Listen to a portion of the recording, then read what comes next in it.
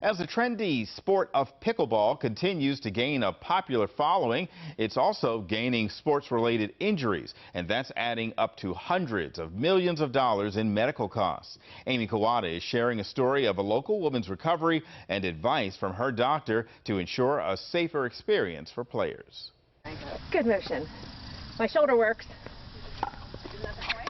48-year-old Julie Scully is easing her way back into the game of pickleball as she's recovering from a rotator cuff surgery. I've had repetitive use injury on both of my shoulders. Scully comes from an athletic background, playing lacrosse for years, most recently tennis and pickleball. I went for one last overhead and that was about the end of it.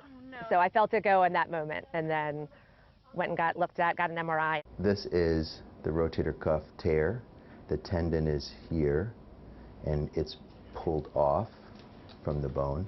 In recent years, pickleball has taken the sports world by storm, combining elements of tennis, badminton, and table tennis. This paddle sport is attracting players of all ages due to its relatively simple rules and easy access. There's a lot of movement, a lot of competition, but you can play at different paces and you can play with different ages.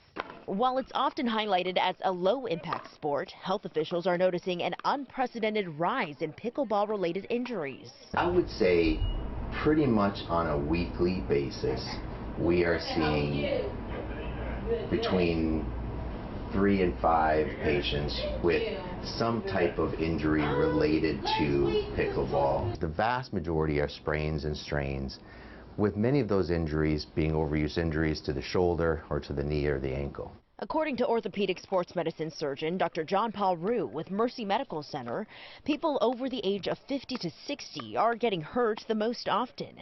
This year, UBS analysts are projecting medical costs related to pickleball injuries could climb to nearly $400 million. Pain and swelling are your body's markers that something is going on, and if you're having those type of symptoms, you should get it checked out. So how can you enjoy the paddle sport while protecting your body and your wallet? Make sure you're playing on appropriate surfaces. Make sure you're playing with appropriate gear. Staying hydrated, spend a little time before stretching and after stretching, and pay attention to your body. It's been nearly 10 months since Scully's procedure, but now, little by little, she's seeing improvement, allowing her to be able to get back on the court, swinging her racket again. I would say I'm about 90%. My strength isn't quite 90%, but my mobility is. By prioritizing safety and taking necessary precautions, Scully wants others to know you can continue to enjoy pickleball while minimizing the risk of injuries. I would honestly say just don't underestimate what it can do to your body, because a lot of people look at it as it's a sport for much older people, and it's really not. You can make it anything that you want it to be. Amy Kawada for WJZ.